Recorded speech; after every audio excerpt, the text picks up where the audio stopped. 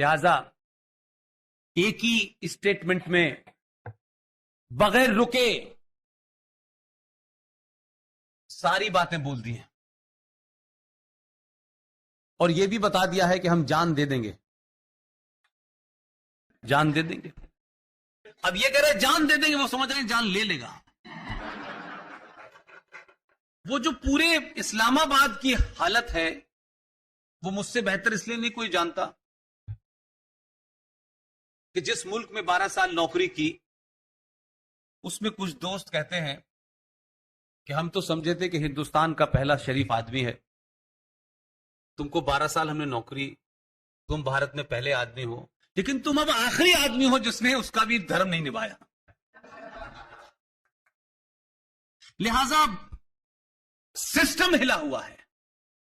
ये जो धमकियों से देश डरता रहा, और धमकी भी कोई महान देश देता, कोई अमेरिका देता, कोई रशिया देता तो समझ में आ रहा था। ये धमकी मुझे ऐसे लगती है कोई जुगनू जो है वो सूरज को डरा रहा है, लेकिन डर रहे थे लोग। अब बहुत कहा शायद समझ में आ जाए, काश समझ में आ जाए। अब घर बार सब लुट गया है।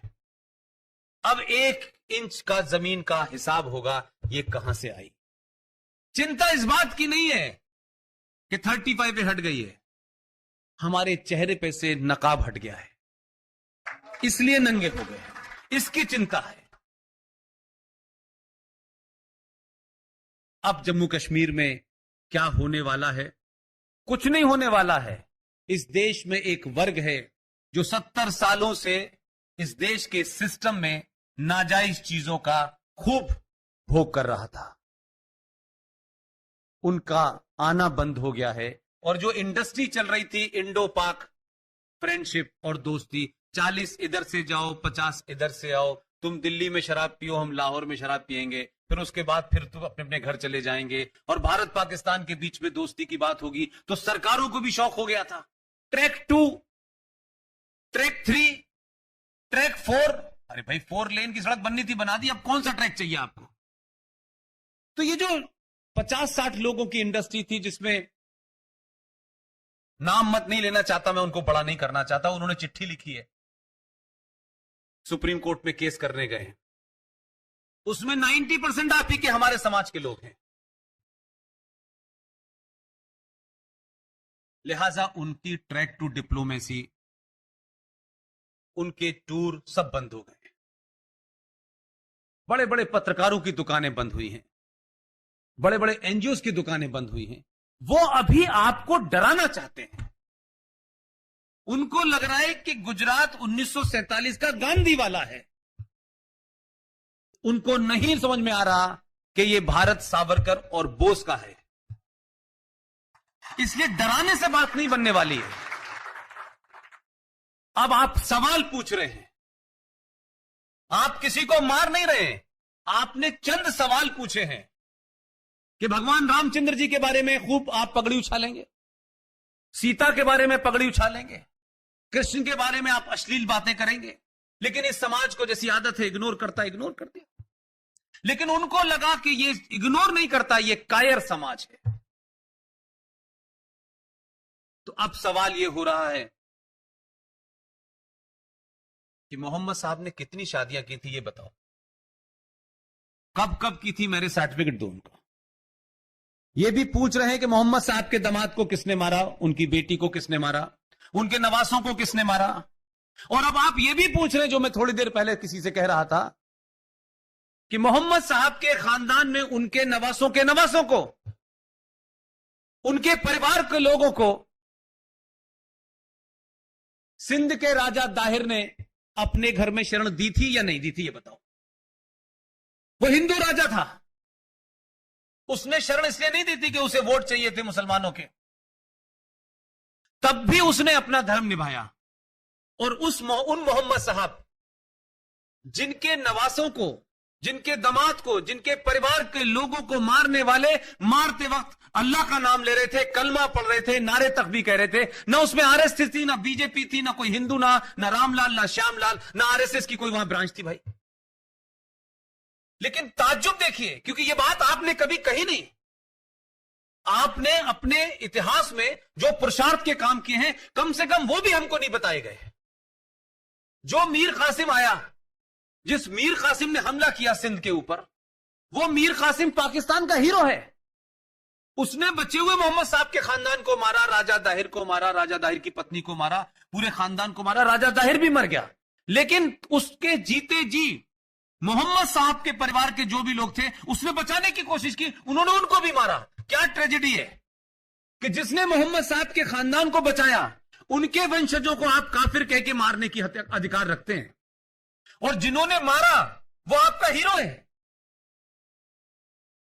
ये सवाल इस समाज में आने लगे तो लोगों को पता चल गया कि ये एक तरफा इंफॉर्मेशन नहीं है। तो कश्मीर, इस्लाम, कुरान, शरिया, हदीस, इसके बारे में जब आपके समाज ने 2-4% लोगों ने पढ़ना शुरू किया, तो समाज में लोगों में लगा कि यार ऐसा नहीं है कि हम गुलाम ही रहे थे, और पूरे भारत में मुझसे ज्यादा आप लोग बड़े हैं। कभी मुझे बताइए कि पूरे भारत में कभी मुगलों की हुकूमत रही है? अलग अलग जगह रही होगी, पूरे भारत में कभी नहीं रही। भारत का कोई ना कोई हिस्सा आजाद तब भी था, तब भी भारत था, पूरा भारत कभी गुलाम नहीं हुआ। लिहाजा मुगलों की गुलामी, अंग्रेजों की गुलामी, ये सवाल इतना चला कि आप अपनी पहचान भूल गए। फिर भारत के आजाद भारत के पहले शिक्षा मंत्री ने जो कुछ किया वो भी आपको पता है। लिहाजा मैं सरकारों से ज्यादा समाज को महत्व देता हूं। मैं कभी भी सरकार से कोई शिकायत नहीं करना चाहता। ये मुद्दे जब उठाए जा रहे थे, मैंने कहा ये उठा जरूर दिए गए हैं, और अब इस घटना के बाद से मेरा यकीन हो गया है कि समाज को सही बात बनाओ, समाज खड़ा हो जाएगा। और जब आप गिनती में खड़े होते हैं, जब आप सड़कों पर नजर आते हैं, तो आपकी ताकत का सामूहिक प्रदर्शन होता है, और उसे कोई अननोटिस नहीं कर सकता।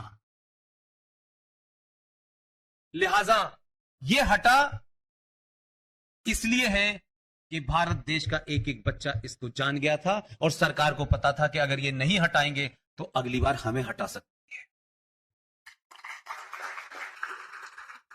ये कंटिन्यू बना रहना चाहिए, क्योंकि 23 मई को सरकार बनाई है आपने। 24 मई से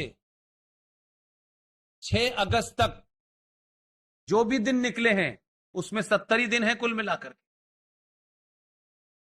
लेकिन मैं मानता हूं कि 7 अगस्त 2019 से भारत के सामने बड़ी साजिशें हैं, बड़ी गहरी चुनौतियां हैं, और इन चुनौतियों को सरकार से आप उम्मीद मत कीजिएगा।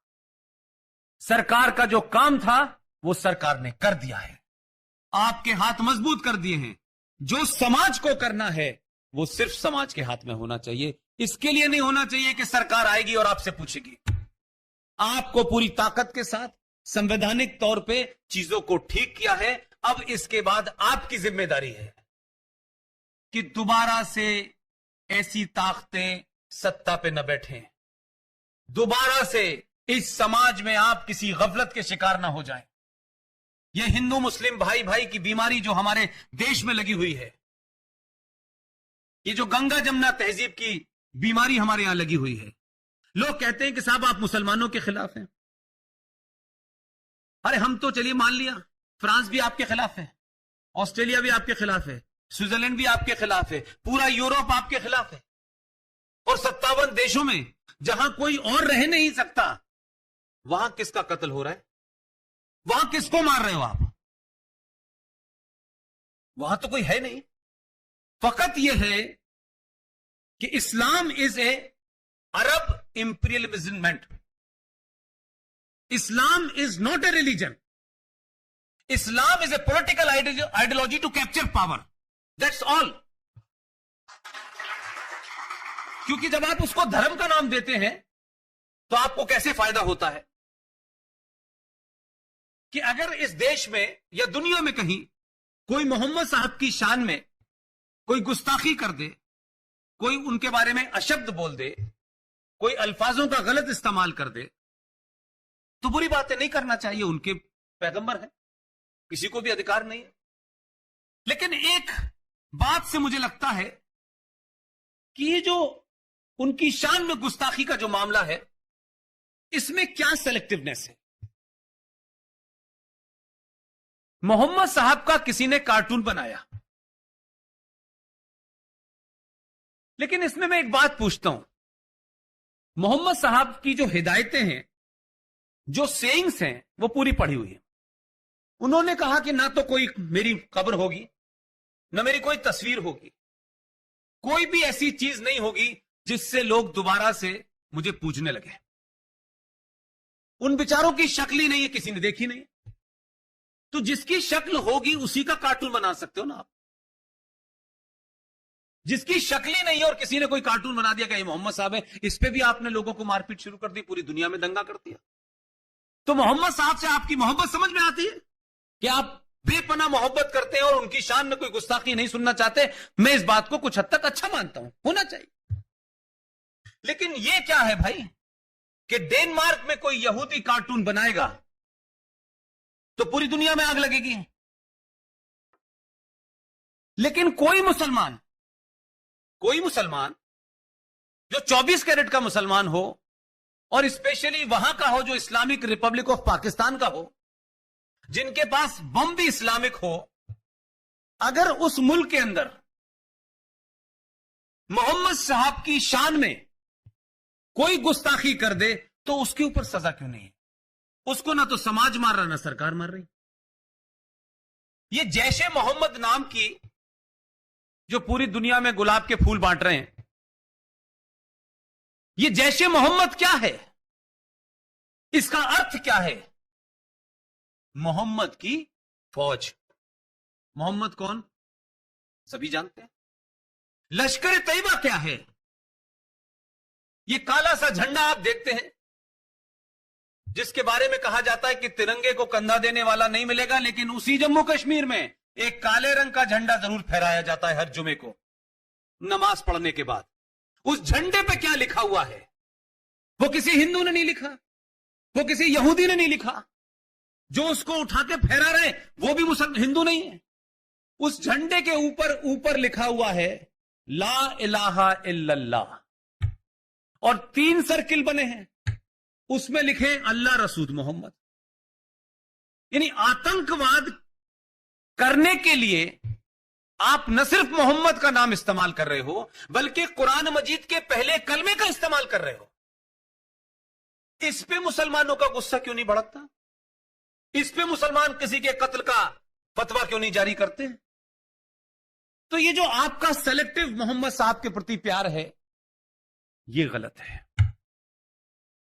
अगर दुनिया में उन्होंने आपकी शान में गुस्ताखी की है तो फिर इन्होंने की तो इनको क्यों नहीं मारेंगे आप? ये तो आपके स्ट्रेटेजिक एसेट्स की तरह इस्तेमाल होते हैं। इनको तो आप कहते हैं ये गाजी हैं, ये तो काफिर को मार रहे हैं। तो आप डबल स्टैंडर्ड नहीं कर सकते।